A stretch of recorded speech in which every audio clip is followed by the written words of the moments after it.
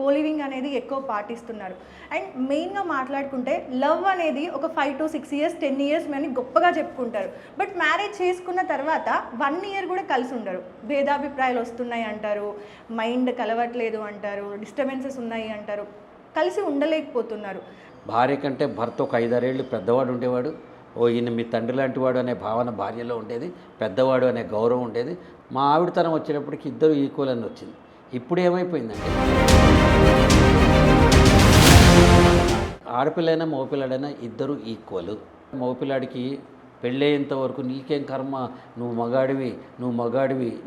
మగాడివి అని తల్లిదండ్రులు నేర్పించి గాలి కొట్టి కొట్టి ఉంచుతున్నారు. నువ్వేదో పెద్ద అమ్మాయికి చిన్నప్పటి నుంచి చెప్పకపోయినా పెళ్ళైనప్పటి నుంచి చిన్నపాటి డిఫరెన్స్ వచ్చినా సర్దుకుపోమ్మా అని చెప్పే తల్లిదండ్రులు లేరు. సర్దుకునే తత్వం అమ్మాయిలో లేదు. నీకేం కర్మ, నువ్వెందుకు ఉండాలి, నువ్వెందుకు చేయాలి, పెళ్ళైనప్పటి నుంచి అక్కడ మొదలవుతుంది కదా. నేనేం చెప్తానంటే భార్యాభర్తలు ఇద్దరిని నన్నంటావా, నువ్వు నన్నంటావా, నువ్వు నన్ను అని కుల వ్యవస్థ అయిన మ్యారేజ్ బ్యూరోస్ ఉన్నాయి కానీ మతం గురించి మాట్లాడుతున్నా కానీ అభిమతాల గురించి మాట్లాడే వ్యవస్థ లేదు కదా మనకి.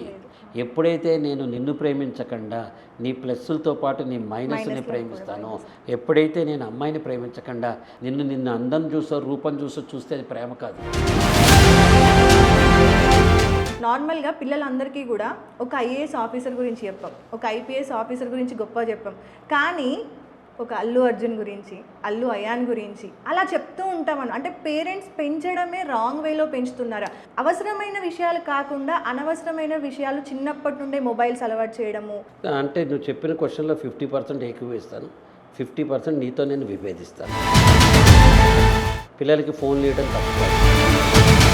వాళ్ళ అమ్మ ఎట్లా నేర్పించానంటే ఒక హాఫ్ అన్ అవర్ చూడు, హాఫ్ అన్ అవర్ తర్వాత నేను 10 to 1 కౌంట్ చేస్తాను, you have to switch off, లేకపోతే నెక్స్ట్ టైం ఇయ్యను ఉంటుంది. నెక్స్ట్ టైం ఇయ్యదు అనే భయానికి అది స్విచ్ ఆఫ్ చేయడం మొదలెట్టి ఇప్పుడు ఇన్ టైం ఎంత అవుట్ టైం ఎంత అని ఫస్ట్ అడుగుతాను, how much time I can see అని అడుగుతుంది. ఇది కొంచెం సిటీ కల్చర్ ఉన్న వాళ్ళకి. రూరల్ కల్చర్ ఉన్న వాళ్ళకి ఏమవుతుంది, తల్లి అసలు టీవీ వదిలితే కదా, తల్లి ఫోన్ వదిలితే కదా, రీల్స్ చూసి చూసి చూసి వేళ్ళు అరిగిపోతున్నాయి కదా మనకి, తోసి తోసి తోసి.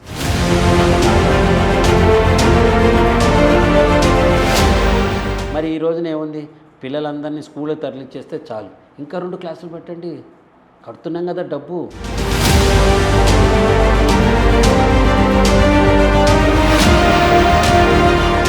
Skill, life sciences, life skills నేర్పించాలి కదా.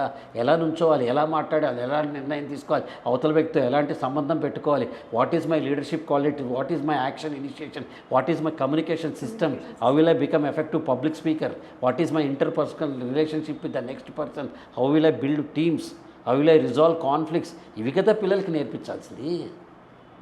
ఎవరు నేర్పిస్తున్నాం ఇక్కడ? మనం నేర్పించేది ఏంటి పిల్లలకి? నీ పేరేంటని 7 years ఒక బాయ్ని అడిగితే అర్జున్ శాస్త్రి, అర్జున్ గుప్తా, అర్జున్ రెడ్డి, అర్జున్ రాజు, అర్జున్ చౌదరి, అర్జున్ నాయుడు, అర్జున్ గౌడ్, అర్జున్ నాయక్. ఇదమ్మా పిల్లలు నేర్పించాల్సింది. మనం పిల్లల పేరుకి నీ కులం ఏంటని నేర్పించాలమ్మా మనం. ఎందుకు యూనిఫామ్ పెడతారు స్కూల్లో? వర్ణ వర్గ ధన లింగ భాషాభేదం ఉండకూడదు.